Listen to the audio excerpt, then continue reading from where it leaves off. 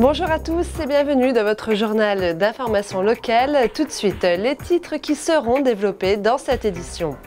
Connaissez-vous vraiment la faune et la flore qui vous entourent? Le CPIE Flandre-Maritime vous explique toute la biodiversité locale lors de leur visite guidée. Dans un mois, les écoliers pourront profiter de leurs vacances de la Toussaint. Pourquoi ne pas leur proposer un stage sportif? Trouvez celui qui vous convient dans ce journal. Et enfin, un programme riche pour les journées du patrimoine qui auront lieu ce week-end. Vous découvrirez qu'à Gravelines, des nouveautés sont proposées. Depuis 1 an et demi, Gravelines fait l'inventaire de sa biodiversité locale. Pour cette année 2014, Petit Fort Philippe est au cœur de cette démarche. Alors pour approfondir cette connaissance, la maison de quartier de Petit Fort et le CPIE ont organisé une visite guidée dans le quartier. Ce qu'on ne sait pas, c'est que les plantes sauvages sont très riches en minéraux et en vitamines. Le pissenlit, par exemple, l'ordure pour les gens, la plupart, c'est également bien fait pour la santé. Et bien, tenez-vous bien, dans le pissenlit, il y a 300 mg de vitamine C. Vous mangez 3 feuilles de pissenlit, 3-4 feuilles, vous avez votre ration de vitamine C. Découvrir tous les petits secrets des plantes, de la faune et de la flore de son quartier, voilà l'opportunité qui a été offerte aux habitants de Petit Fort Philippe avec une découverte de la biodiversité locale. On est parfois surpris, on se dit mon quartier à moi c'est quoi? C'est des immeubles, c'est des maisons, c'est des routes, des trottoirs, il n'y a que du minéral, il n'y a pas de végétal.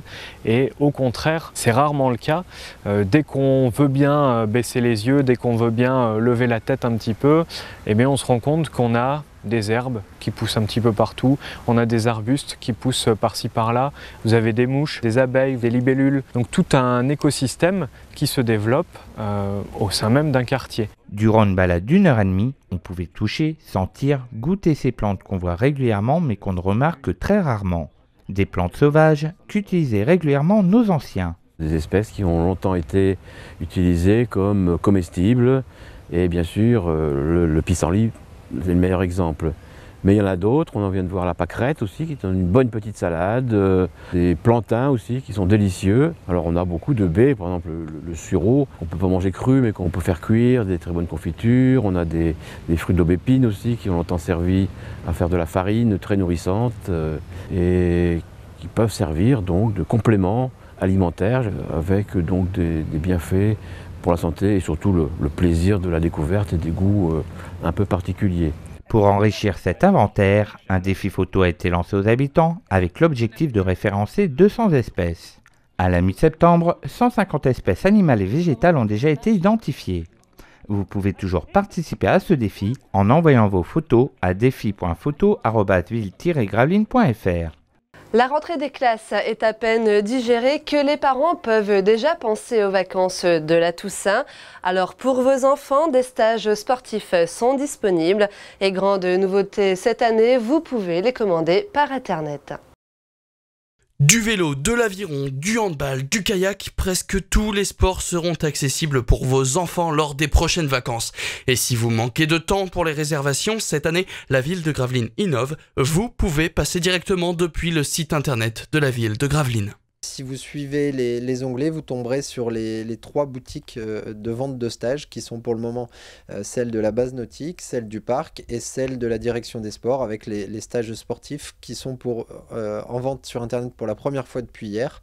Et d'ailleurs, on en a déjà vendu 11 en moins de 24 heures. Ces stages sont organisés soit à la journée ou à la demi-journée.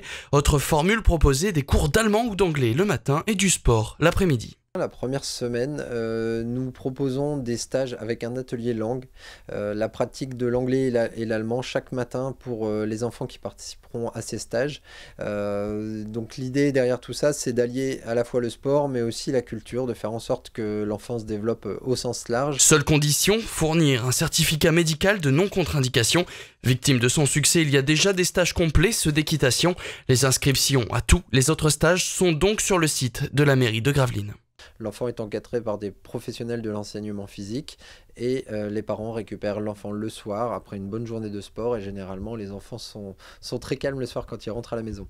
L'embarcadère Vauban, le phare de Petit Fort Philippe ou alors la prison de Bourbourg. Ce week-end, vous pourrez découvrir ou redécouvrir les sites historiques de Gravelines et ses alentours lors des journées du patrimoine. Et d'autres bâtiments jusqu'ici fermés au public ouvriront leurs portes. propose une visite intitulée Gravelines secrètes et insolites. Et en fait, ça sera l'occasion de découvrir des bâtiments qui ne sont pas habituellement ouverts au public, comme le beffroi et le moulin. On passe souvent devant et on ne connaît pas forcément ce moulin. C'est quand même un symbole en Flandre et il ne reste plus beaucoup de vestiges à Gravelines. Et donc on pourra découvrir le moulin, l'intérieur, donc voir ce qui reste à l'intérieur et comprendre un peu comment fonctionnait ce moulin autrefois.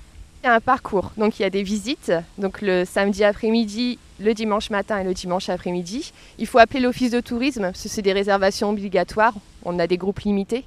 Et en fait on fait un parcours qui permet de découvrir le beffroi, on continue et ensuite on va jusqu'au moulin, on fait un arrêt ici, c'est intégré dans un parcours. Il y en a pour tous les goûts, tous les âges, donc on propose également des contes à la citerne. La citerne c'est aussi l'un des plus beaux monuments de la ville.